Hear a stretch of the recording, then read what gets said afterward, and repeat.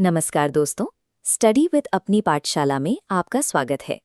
अगर आपके वाक्य लंबे और अटपटे लगते हैं तो आज हम सर्वनाम के जरिए उन्हें संक्षिप्त और स्पष्ट बनाना सीखेंगे। सरल शब्दों में सर्वनाम किसी भी वाक्य में संज्ञा यानी नाउन का स्टंट डबल होता है। जब राम शब्द हटता है तो उसकी जगह वह आकर ले लेता है। सर्वनाम का मतलब ही है सबका नाम। बाईं तरफ देखिए, राम ने राम की किताब राम के दोस्त को दी। बार बार नाम दोहराने से भाषा बोझिल होती है। अब दाईं तरफ, राम ने अपनी किताब अपने दोस्त को दी। यहाँ हमने राम की जगह अपनी और अपने का इस्तेमाल किया। वाक्यों से इसी दोहराव को हटाकर भाषा को स्वाभाविक बनाना ही सर्वनाम का असली काम है। हिंदी व्याकरण में सर्वनाम के मुख्य रूप से 6 भेद होते हैं। ये 6 शाखाएं हमें बताती हैं कि अलग अलग स्थितियों में संज्ञा की जगह कौन सा शब्द लेगा। सबसे पहले आता है पुरुषवाचक सर्वनाम। ये बातचीत में शामिल लोगों को दर्शाता है। बोलने वाला खुद के लिए मैं या हम का प्रयोग करता है, सुनने वाले के लिए तुम या आप, और जिसके बारे में बात हो रही है उसके लिए वह या वे का इस्तेमाल होता है। दूसरा है निश्चयवाचक सर्वनाम। स्क्रीन पर इस इशारे को देखिए। जब हम किसी निश्चित वस्तु, व्यक्ति या स्थान की ओर इशारा करते हैं, जैसे यह किताब या वह घर, तो हम निश्चयवाचक सर्वनाम का उपयोग कर रहे होते हैं। यहाँ एक जरूरी अंतर है। वह शब्द पुरुषवाचक और निश्चयवाचक दोनों में आता है।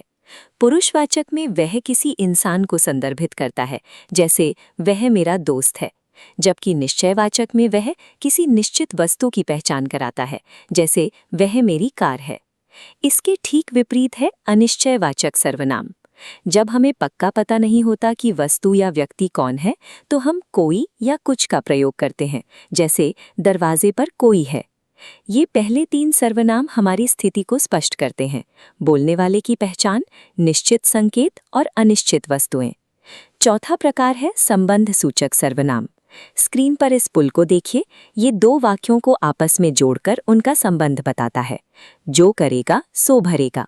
यहाँ जो और सो वाक्यों को आपस में जोड़ रहे हैं। पांचवा है प्रश्नवाचक सर्वनाम। इनका काम जानकारी खोजना है।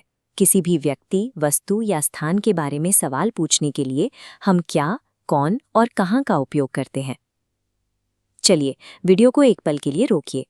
अगर आपको अपने दोस्त से उसका नाम पूछना हो तो आप किस प्रश्नवाचक सर्वनाम का उपयोग करेंगे? सही जवाब है क्या। आप पूछेंगे तुम्हारा नाम क्या है। आखिरी प्रकार है निजवाचक सर्वनाम। ये दर्शाता है कि कर्ता अपना काम खुद कर रहा है, जैसे मैं ये काम स्वयं कर लूंगा। यहाँ स्वयं या खुद निजवाचक सर्वनाम है। इन 6 शाखाओं को समझने के बाद अब आप बिना दोहराव के अपनी बात प्रभावी ढंग से कह सकते हैं। अब बारी है आपके ज्ञान को परखने की। स्क्रीन पर पहला सवाल देखिए। खाली स्थान कल बाजार गया था। आपके विकल्प हैं मैं या क्या। सही जवाब है मैं कल बाजार गया था। दूसरा सवाल, वह अपनी किताब पढ़ रही है। इसमें अपनी कौन सा सर्वनाम है? ये निजवाचक सर्वनाम है, क्योंकि यहाँ कर्ता के स्वयं के कार्य की बात हो रही है। आपने इन दोनों सवालों में कैसा प्रदर्शन किया? अपने स्कोर नीचे कमेंट्स में जरूर बताएं। तो आज हमने देखा कि कैसे सर्वनाम संज्ञा की जगह लेते हैं और इसके 6 अलग अलग रूप क्या हैं। अगर आपको ये वीडियो मददगार लगा तो लाइक करें, शेयर करें और स्टडी विद अपनी पाठशाला को सब्सक्राइब करना ना भूलें। मिलते हैं अगले वीडियो में।